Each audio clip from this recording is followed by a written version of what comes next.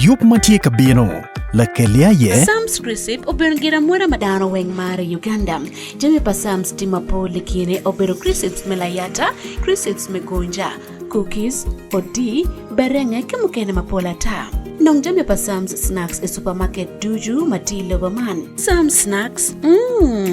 noa pora memite.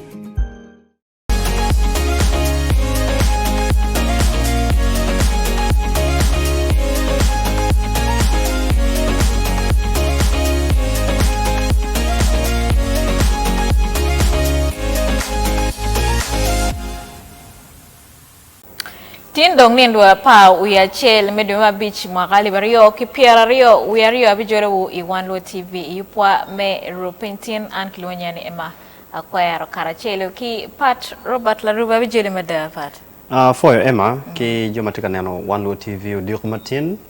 ya yom tutwal ni ngeni maduong aberu pe pia maberu katiok bana jimu kana matino tiano en pa Wanlo TV achele gale mapele mwa ento wabi jimu kana maduong me news beru hatene aberi newsroom kapika na kaina ti newsroom lo nge mabiru ni no unity behind the scenes tika kayo kine wa kat mabe afo tichi mada ento me bieno kanya mloko bana wa mira fo ni mada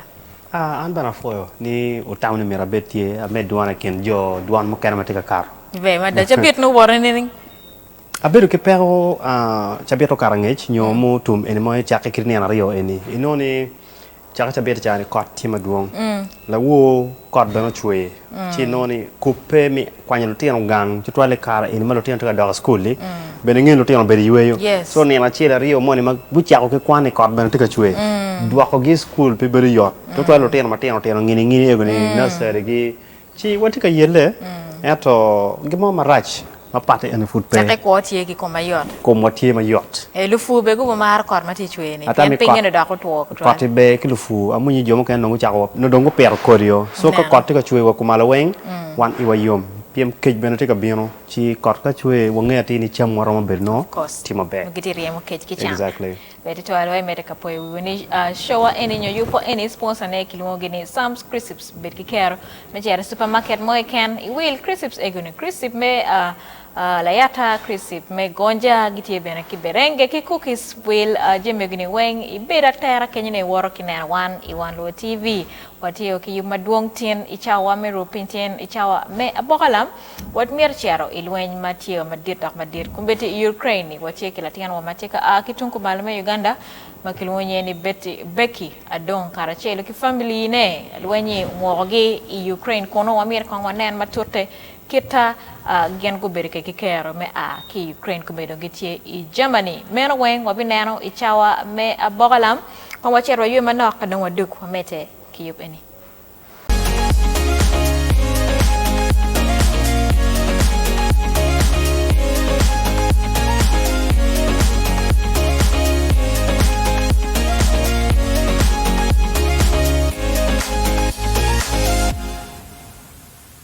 kumbeti dong ichawa me lok lobo ngomatika time Uganda eni kitwong globo lok matika katiki diko ena yeni kumbeti IGG nyo Inspector General of Government kitika katiki lok ni Obikweddo Waraga Kwan pajagi magumberi ku katika maleng mecho ne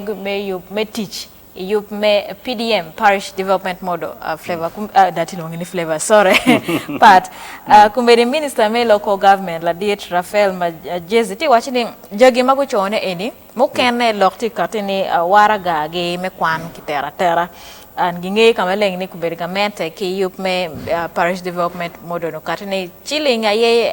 million apa we bier ki ber kamine ki parishes egune weng an parish maduong eni chok Piera rio ki wiye mano gi pe ki jagi so jagi manyen ko mer go chone me bieno ka teach PDM man ento lok meteto Waraga ti winyo ken pin ki bera ngur ma chamchana be ka be ti winye ken pin lok ti ma tek IGG is on the spotlight meti ma teach ki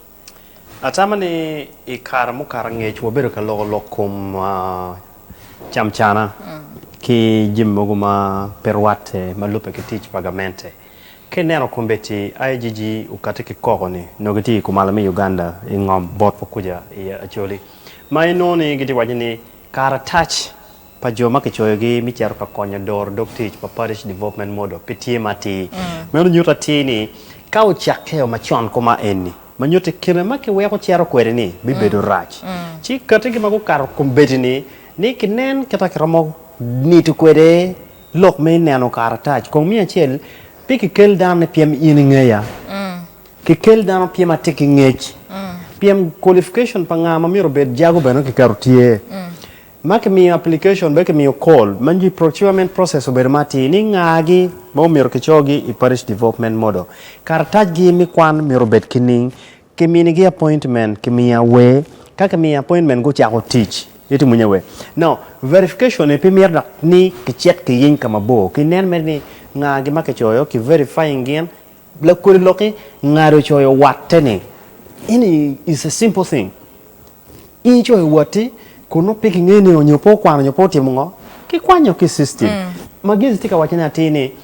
ka ini ne amne la rubi ene ki choyo I parish money ma ini ngene atda la rubi po kwano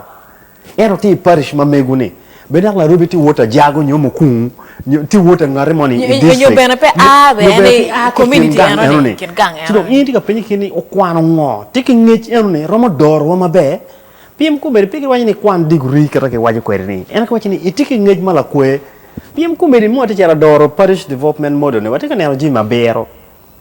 magamente wachini chanti matek iloboni ento mi achiel mapat ke beru jago makitika nene kita parish development model tika word kwere mire bed bino kaneno wany ni program pa yo tikini program pa chata wel tikining loka yot kum kamegwa ni kan tikining loka fu tikining daw tika nyayo chena kining kidong gidwa ko kining piem kay tika neno la ko di lok ma tika wachina enni manyur ni itika monitoring the development parish development o tika don kining ijimi wing pat itamani PDM bien pa PDM kidong kumere jagi madongo chona madwong metich ite PDM no wenyayo lok man ni chamchana pian ma chel kong wange ni jago teacher me service delivery me konyo lote dero at the lowest level kumbedi don ki PDM jo kana no bien e teach man me no chana ko just because ki be poko chana and a permis serving community gen market maraja yeni ma ana tamni right pol kare noni pol pa program maki kate kwede keno kene ket maki kate kwede pe beda tiati piem keneno pol pa chiane pagamente gamente kero chiane maduong dan ko chan ento pange pengo gamente kero chiane maduong e kum projects mogo matino mano adukine no mirunere kum joma kin gang chenjui ento picham chana matima tek me munyu le mon woni nepotism dan choy wadigi kirika go kwano nyope go kwano ke kero me pongo ka money we channel dogan down in the process eroni inoni no gamente take a losing katin IGG ukati ni wamir tuyo nate la korigin eno bet pe ene tij marach ke ti office ene nyar office mo ati wachne ni no mi reporte me equal opportunity nyurni uken ngad matiki ngech we do program be ka diri gamento neno kortie en won mutika ti mabeni ene ke rom da met wuchene piem kidnen who are the best performing chike kergi mama nare ino wataka meteke ngo ki donlo erka kumberi food program furu chaka wundo tika kato wadi o kilo rem ka diri do o nyoka diri balle kondo wanen conduct issue mane 17 million per parish ni itamu 17 million chena ma dit nyotidi for parish PM food po temo neno exactly projects ngo ma miro chere kat ke team kininyo ke gam ke dwak kining 17 million no peramo bedo rach mia chake PM neno parishes mati Uganda duong mapewache mabene all these parishes miro nong ensiana di achelane gen matika marna yeni kono parish tiki dana ma duong la kwe parishes o wank meaning flat rate mero gen manyora tini kawdo wono ti parish matiri chalo anma aya la golumi itu munyewe ti do ya advantage ma megwa PM la golumi is very small manyor ni chena en miro bini parish wa chak nene keta wadwa ko kwere nyo keta ngo wadon kwere ki parish ma megwa amne ento gen marach gwa mabiberu tie en lo achelo futi wachani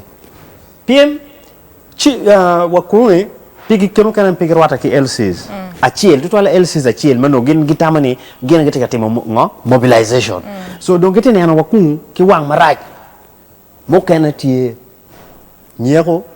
right teach kuya pin weng tike gitam ne chana ene no weng dong no miro chet jaga edo bu doro kidi kanete gengeyo ni jago bu dor gini weng nyo kado kar bodgi nyomi o bodgi po beru yot o wega deno atitame bena another chain system o miro betie ni group mo ma foot no chen nyo parishes mo ma danta ka joge chen ni ngagi ma kete jogo chen ngagi ma kete gam chen Parish development mode kiti ko launching away do madek Madek, that yes. lo launching which ako teach madir dok madir jo magiti on ground ka team teach ena matek ena bere jagi makumbeti guchone madwong metimo teach man local government minister ne Rafael Majezeti wachi jo kana maguchone giti ka teto waraga gete rode ka tem nyamlok ene wani ket part ketie ka che tiki chami ma part ikum jim eguni berki kerma chali wa SMS 0753180767